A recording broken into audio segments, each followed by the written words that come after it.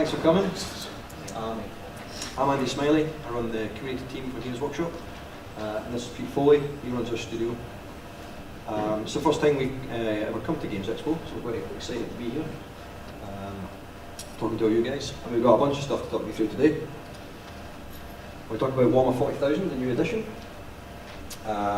Pete's going to run you through some of the amazing new miniatures that the guys have got for that. Talk a little bit about some of the new rules and the different ways you can play. And we'll talk a little bit about the summer campaign. Then chapter approved, which you guys will be the first in the world to hear about. A little bit about the new FAQ system, and then a quick preview of a flying tank. So, I'll do it to Pete and talk to you a little bit about new 40k. So obviously we're really excited that tomorrow the new 40k goes on pre-order.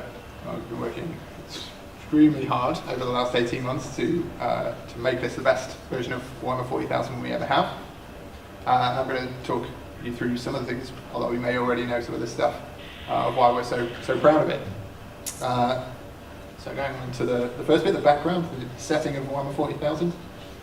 So in the grim darkness of the far future, everything just got a whole lot worse. The Great Rift is torn across the galaxy due to the events in the Gathering Storm. Chaos is everywhere, and if that wasn't enough, all those Xenos races, won't stop with their pesky agendas, trying to chip away at the Imperium. So if the Warhammer 40,000 setting is 2 minutes to midnight, it is definitely now 1 minute to midnight. And at the head of this new invasion, there are the fetid servants of the Chaos God Nurgle.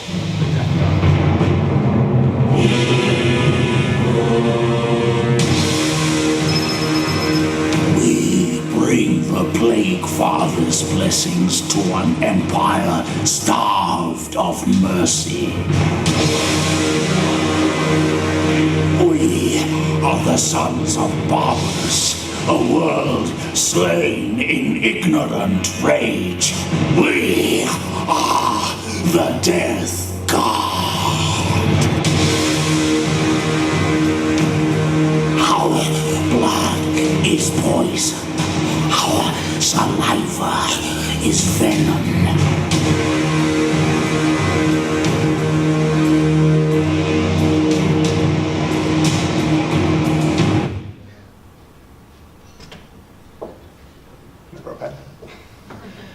So the Death God miniatures range is starting with the Dark Imperium box, and there may or may not have been some teasers of some extra miniatures that will be coming for the Death God soon, but they are threatening one of the spearheads coming out of the Great Rift towards the Ultramarines' home planet itself, which is very exciting.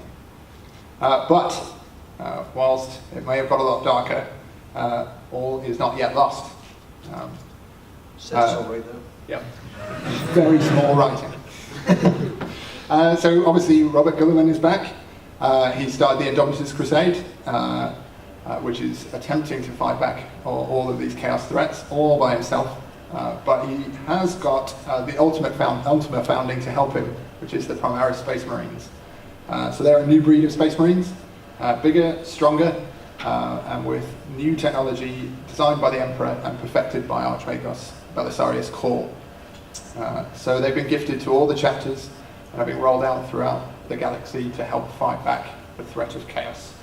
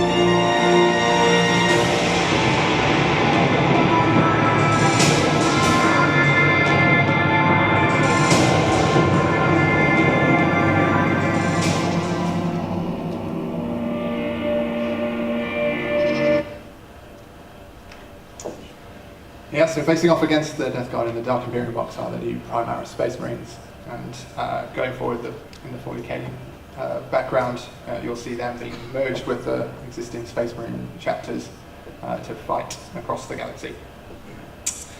But as well as some amazing miniatures, and the most exciting the setting has ever been, we've done some stuff to the game, quite a lot of things to the game.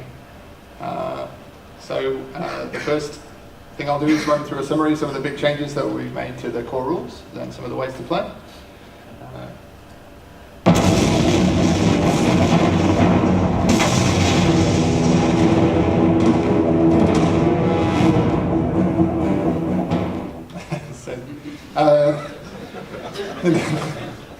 Movement phase. So we brought movement values back to try and help the miniatures feel more like the background when they're on the table, having slow and pondering Terminators trudge across the battlefield, firing their assault cannons, and super light and quick Hormiguns bounding across the field. We felt would make it feel more like the way you expect your army to play on the tabletop. Another thing that's changed in the movement phase is now you can't be locked in combat. So there's no more restrictions with getting stuck fighting a dreadnought with your Hormiguns, not being able to hurt it. You can get out of that. And the last one to talk about, even though it's not really part of the movement phase, is the fact that characters don't join units anymore. They're now effectively area effect buffers for them, which is really exciting because that paired with the new Battle-Forged armies and the expanded detachments means that minor characters can play a much bigger part of the new Warhammer 40,000.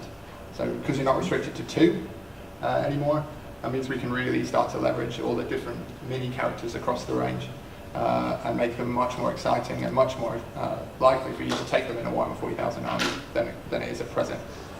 And they'll have a better effect when they're on there. So that's cool. So next, there's no video for this one. It's the psychic phase. So again, we've cleaned it up and streamlined it. One of the biggest bits of feedback we were getting about the psychic phase was just getting completely out of hand. So we've made it a lot more streamlined, and the powers that psychics will be able to wield in the 41st millennium now will be more thematic and less like guns in a different phase. We do have one for the shooting phase though.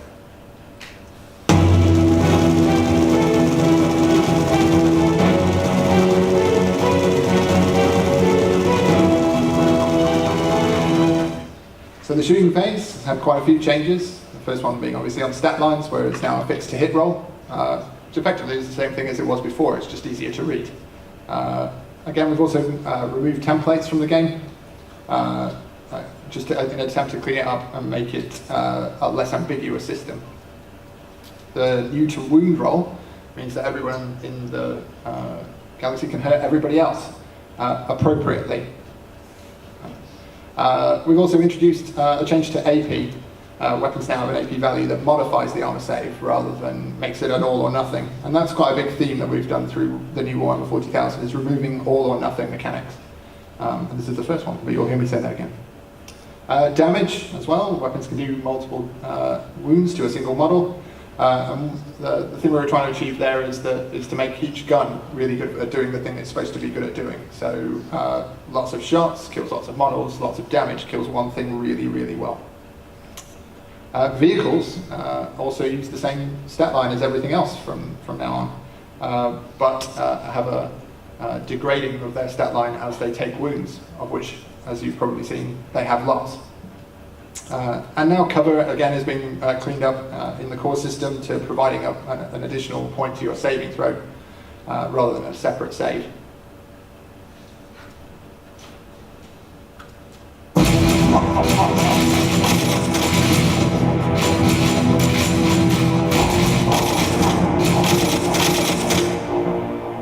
So we've combined the charge phase and the assault phase into this section. Someone forgot to make a video.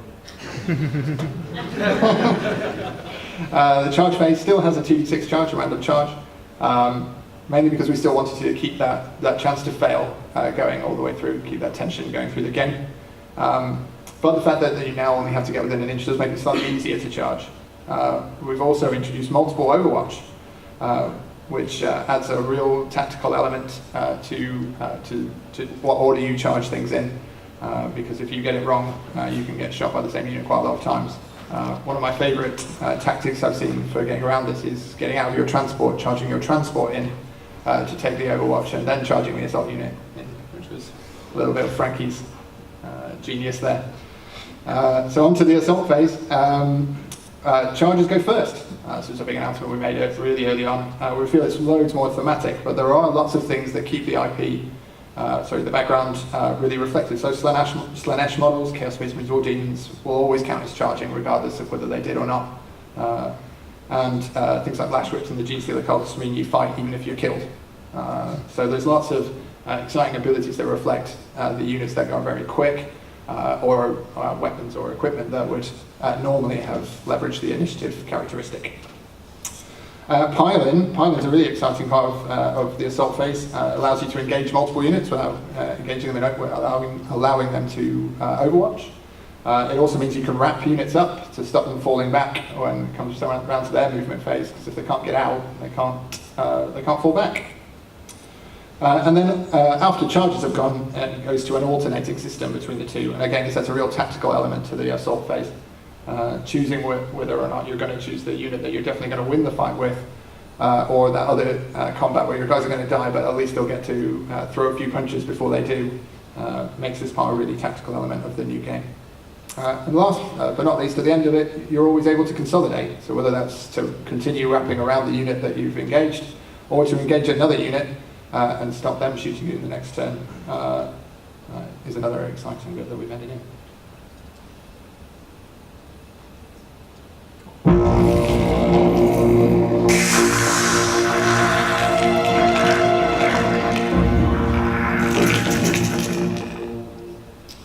So the morale phase, this has been cleaned up a lot.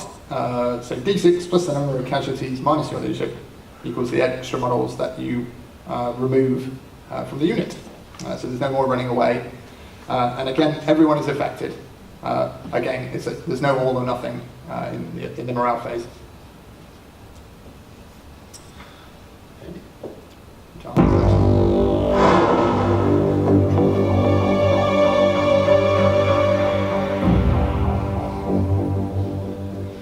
So this has been one of the big changes that we've put into Warhammer 40,000.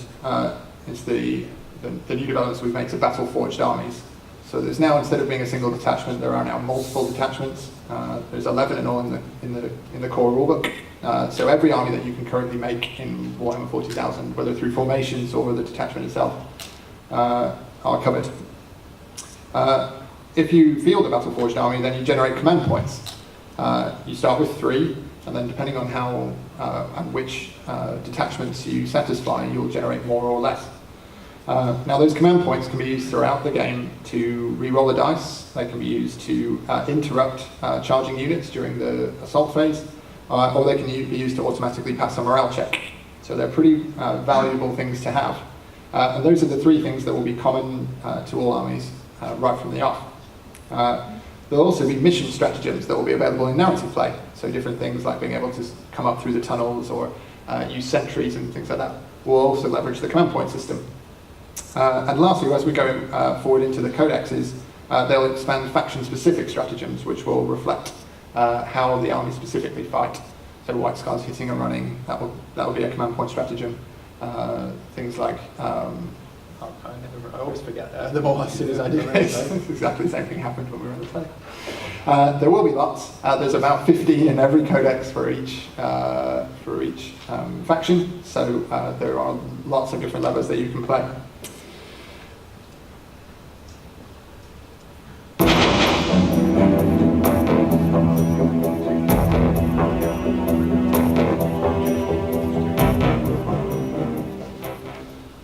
So the last thing we're going to talk about on the new rules is the fact that we've built the new Warhammer 40,000 with the 3 ways to play bedded in right from the off. So open play is the simplest system. It uses the core rules and the data sheets for the miniatures and nothing else. So it's never been more accessible to play Warhammer 40,000.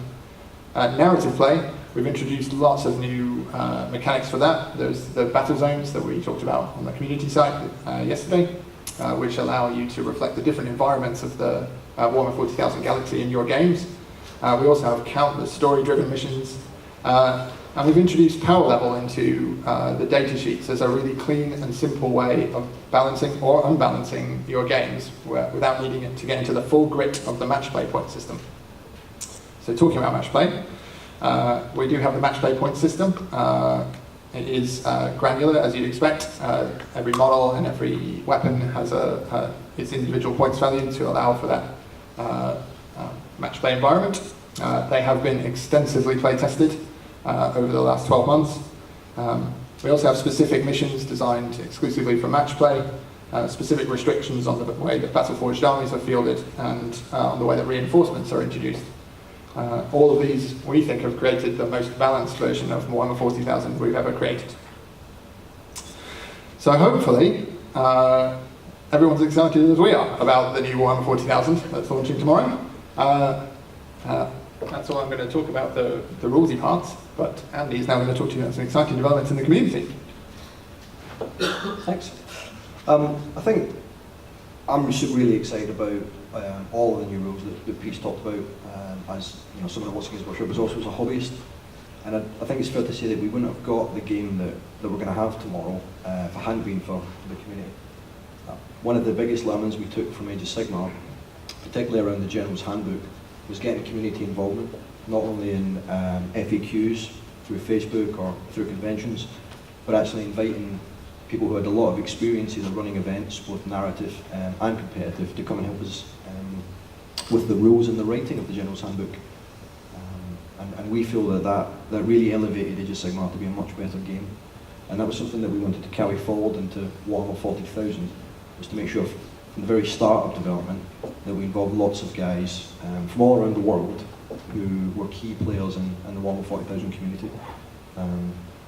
And it wouldn't be the game that it's going to be, I don't think, without those guys.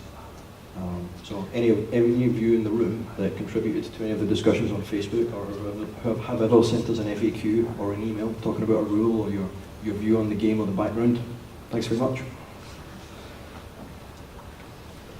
So this summer, in July, we're going to launch the first narrative campaign, which will run around the world to support the new Warhammer 40,000.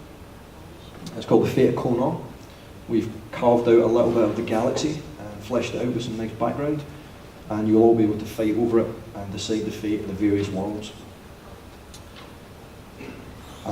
We've got a very cool little website coming to support the campaign, where you can spin the planets around and have a look at them and see which side is winning and check out how the system is looking. So that comes on the 27th of July. There'll be some lead-up activity where people, we can encourage you to get your armies mustered and ready for battle and bring some of the story to life before the campaign kicks off proper. So these two that have just walked in, they actually work in our studio, or are some of the talented people that make some of this stuff. Yeah, we've got Carl F. He's one of the book designers, and one of our extremely talented illustrators, Catherine O'Connor. So.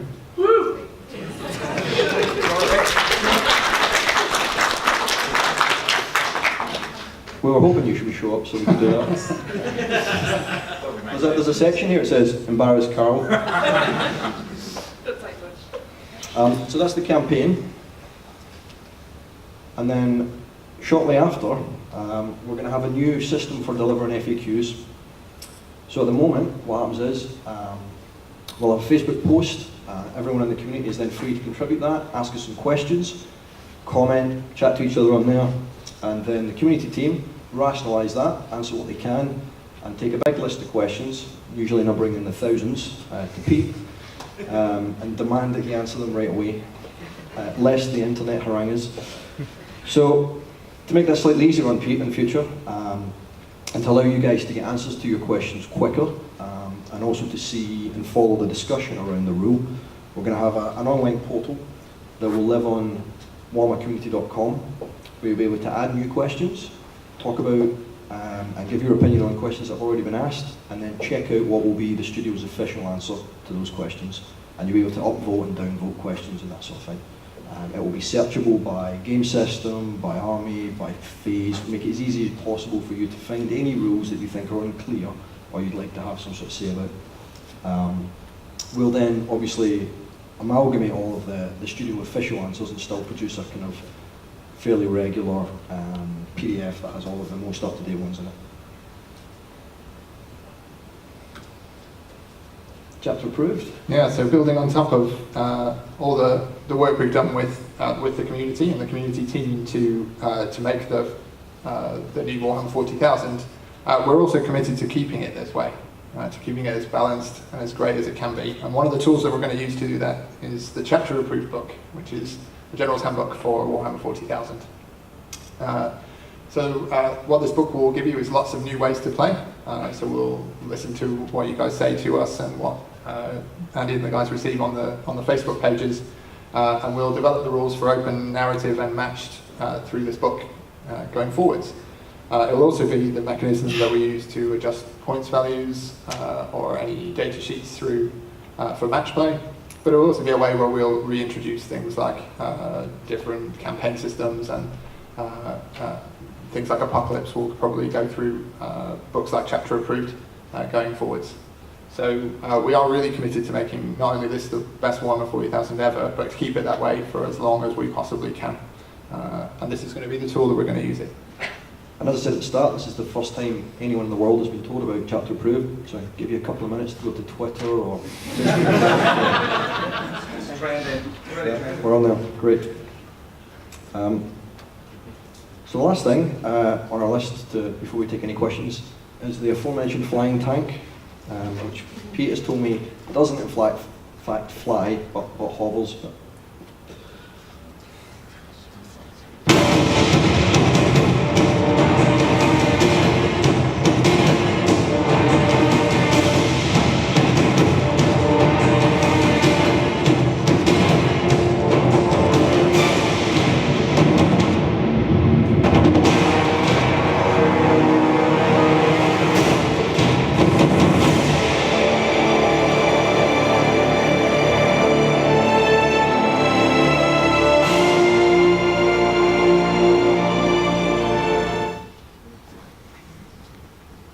I was impressed.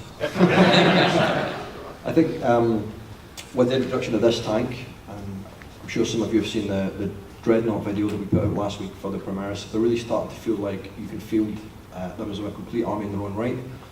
This is how those guys get to war when they're not walking. And when you see the stats for the guns, it has all the guns. That's everything we have prepared to talk to you about. So I think we've got 20 minutes for any questions. So, you set up the backgrounds now move, so it's all new nice, what you used to do in the last few editions. Is this something where you've had stored up in a bag of tricks for a few years, or is it something that's sort of came about and sort of organically grew as it went through the project from the edition? Or did it sort of come back later on after this kind of cool game system and then decided to move the background on with it?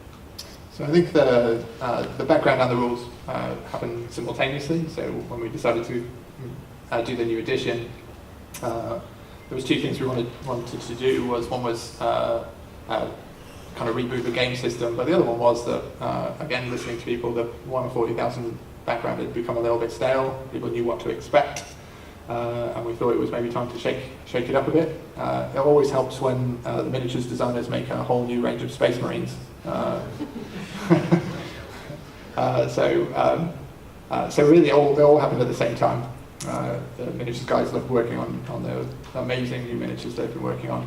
Plus, that drive to try and make it as exciting as possible to people who are into Warhammer 40,000 now, or people who are just coming into it for the first time.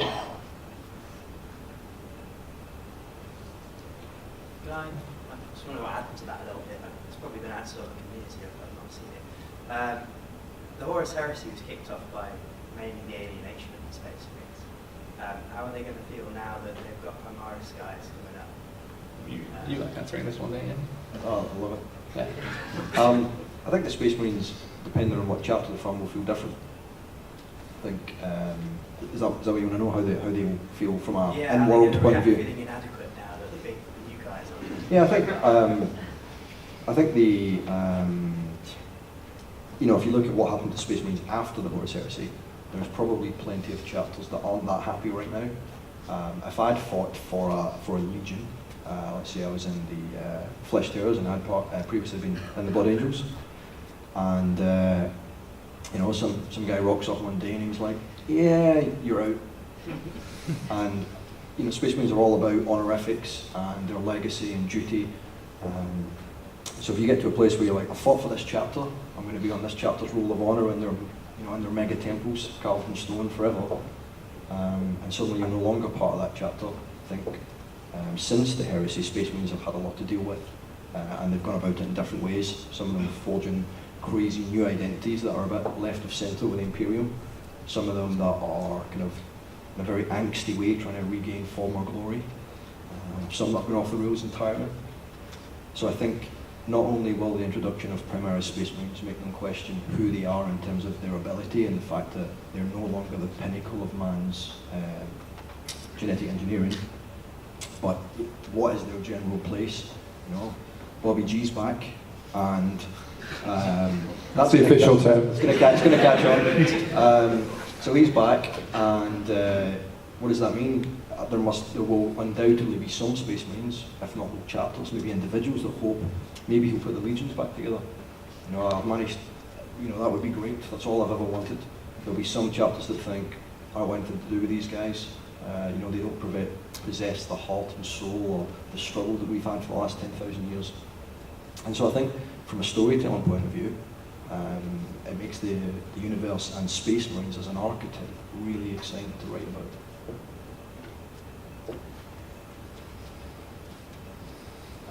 Firstly, thank you for being excited about the past few months. It's really cool. It's great to see what's going on.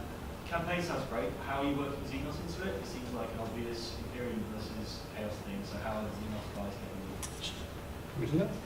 involved? So it will be an Imperium versus Chaos campaign, but all of the Xenos races will be able to knock down either the Imperium or Chaos all the way through it. So whilst the storyline is very much between the Imperium and Chaos, Xenos players can have just as much fun knocking them down a peg in your store or in your gaming club.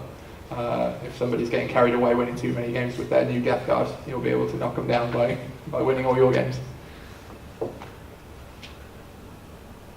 Does that answer your question? Yeah. This might be a question that's been irritating you on the community for a little bit, but what happened to Mark 9 power armor? They're really, really bad at maths in the future.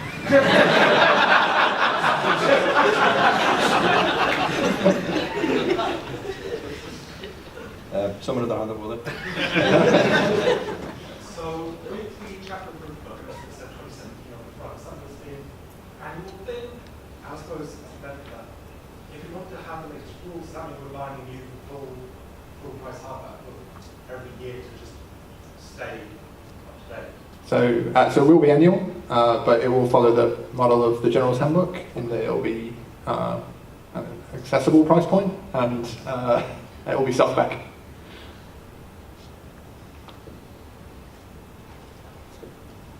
Are we getting a smartphone app to work the Age of Sigmar? There will be an app for Warhammer 40,000, probably autumnish.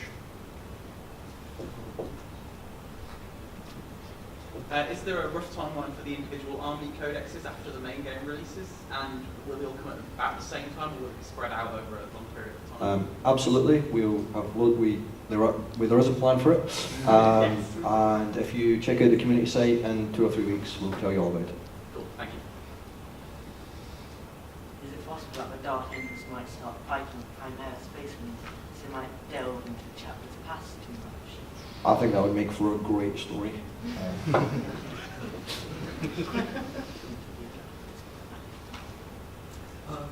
New Marines, new GC, things reaching that critical point. Is there a possibility that this is probably going to be lynched? We might be seeing female Space Marines.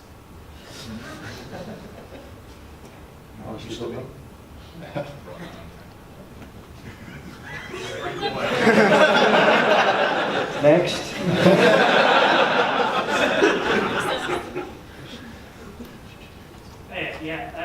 Primaris Space Marines, obviously they're a new type of Space Marine. Will they ever have a role in Death Watch or the Grey Knights? So I think they'll definitely be invited into the Death Watch. Yep. Everything at the moment is very Space Marine Chaos heavy. Are there any specific plans for Xenos going forward? Individual books and updates for armies like Hawks, which haven't had anything in quite a while? There's lots planned for every race. When the codexes come out, everyone will get a great breath air and new life. I think one of the things with Warhammer 40,000 is the setting. Particularly is the setting is kind of derived from all of the events of the Emperor and his crusade and all of this stuff thereafter. At its core, Warhammer 40,000 is the Imperium against Chaos. And so when we launched the new edition, we just wanted to reaffirm that and then build in the Xenos after it. Because they are, in terms of the sprawling mass across the galaxy, that's humanity. And for us as players in the game or readers of the fiction, they're like our anchor point. And the Xenos sort of work by how they interact with that setting. But there's lots more to come forward. There's a chat. Yeah, this question might just apply to me because I do love the 40k setting, but I've actually completely missed the previous edition. Like, I've never played a game with a psychic phase in it, that's how long ago it's been. So with the new rule editions, will it be hard to try and get my head around it, or actually easier because you're tearing up so many changes, and especially because you're publishing free rules, I believe, online? Will that make it easier for me to get back into it, having missed so much? I think whether you're a player who's played every edition of 40k, played no edition of 40k, skipped a couple editions, this edition is the most accessible we've ever done. That's good to hear. Yeah, it better be. Otherwise I'll be in trouble. Have you get to see a new plastic grey and clean one this year? I don't know. I guess it depends where you look. Mortarion coming before Christmas? Is Mortarion coming? Yeah. Don't know. Definitely plastic. There's been a lot of teasers around, so I'm quite nervily going around. Some big guy with a scythe and a kill. I wonder who that could be. Might even be a Primark. It's definitely soon. All right.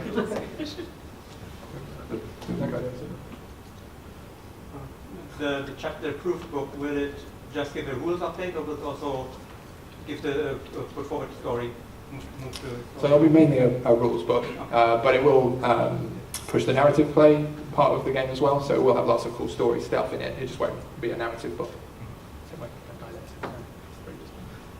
Yeah, for when the going forward in the codexes, I noticed on the data sheets that you've got the keywords such as chapter or forge world. Will the codexes contain sort of like specific rules for to allow you to theme your armies around forge world? So, for example, Rise or Absolutely. Yeah. Can't help it. It's having a microphone. Sorry, right. The previous editions we've had like Forge World books previously that been sort of temporarily, sometimes could be used to play, sometimes had to be asked permission. With the new rule set, are we going to be able to use them in the normal codexes, like say Salamand Scout Pick or the Necron Pylon, all that sort of stuff? Will they be included in the new codexes? So all of the, so they won't be included in codexes, they'll still be in separate books, right. Just like the index books that Forge World have done to launch. Okay. But all of the Forge World rules in the index books have been through the same playtesting process for the purposes of match play, so they'll be available for that, and they'll also be updated in chapter approved. Okay. And I think the other thing to mention on that, particularly with regards to tournament play, whether things are in or out, yeah. We spent a lot of time talking to the guys around the world that run most of the major 40k events. So they are pretty much on the same page about everything's in.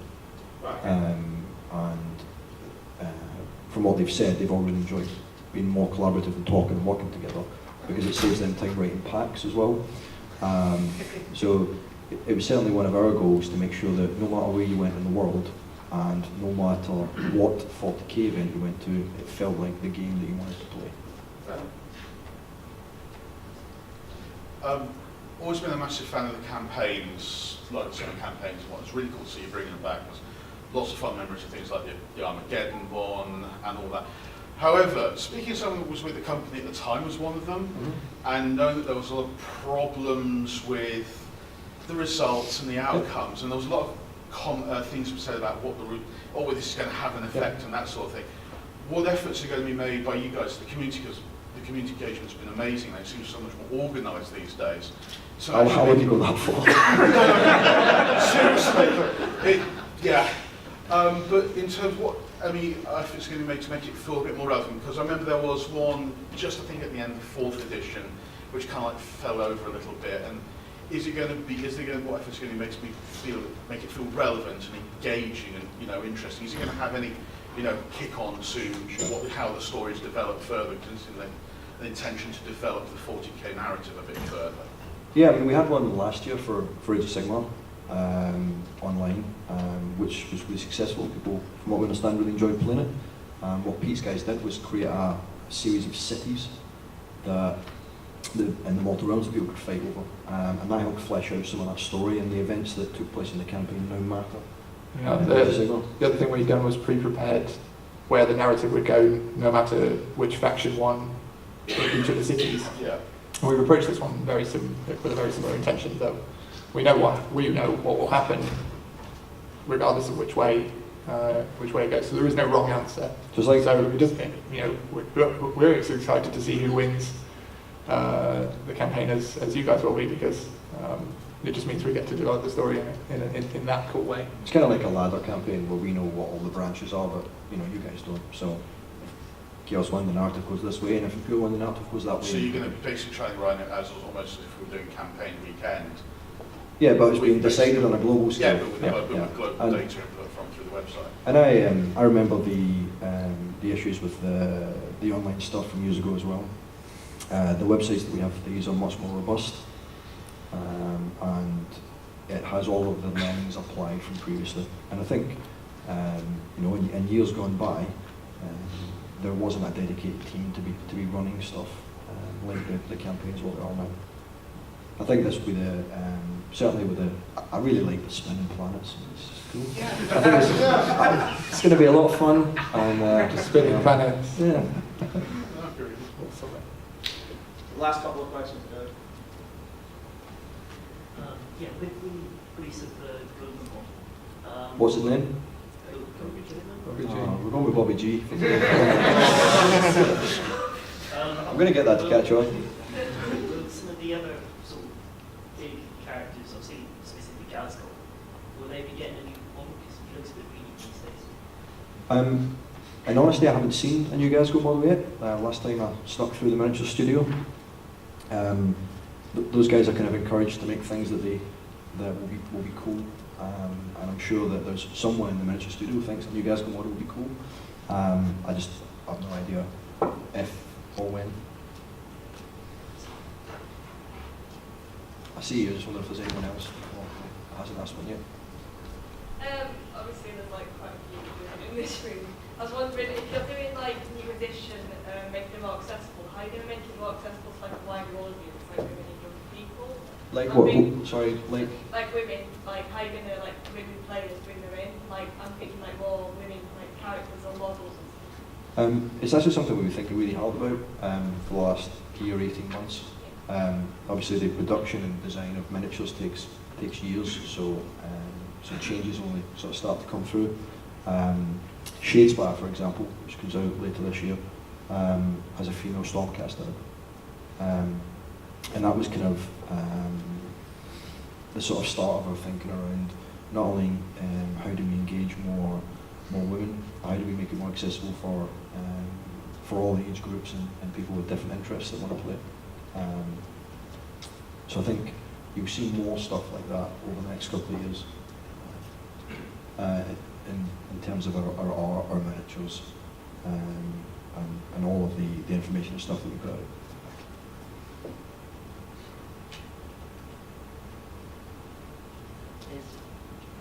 What's the effect of the new edition on successor chapters that have been made previously? In a rules point of view, or background, or? They're all still there. obviously. But they'll all react very differently to the introduction of Primaris Marines into that have been indoctrinated into them. I think like we said originally, each chapter might react slightly differently to Primaris Marines. Some of them will wait till they've been tested on 10,000 battlefields before they'll introduce them properly. Some of them will create new companies specifically for the Primaris Marines to fight in, and some of them will merge them just through their standard battle companies alongside Space Marines. So I think they'll all be there, they'll all react to Primaris a little bit differently. Yeah. Got time for 2 more questions. Is the intention, obviously the index books are all coming out at launch with the data sheets for everything in the game. Is the intention to have individual data sheets on the website for download, like the Age of Sigmar Water Scrolls as well, or will it purely be the indexes? On launch, purely in the indexes. So, actually, all the fan theories that you've probably heard over the years. Sorry, start that again. Actually, all the fan theories that you've heard over the years, which one is probably your favourite that caused you to shake your head the most? We're actually going to run an article on that on the community site.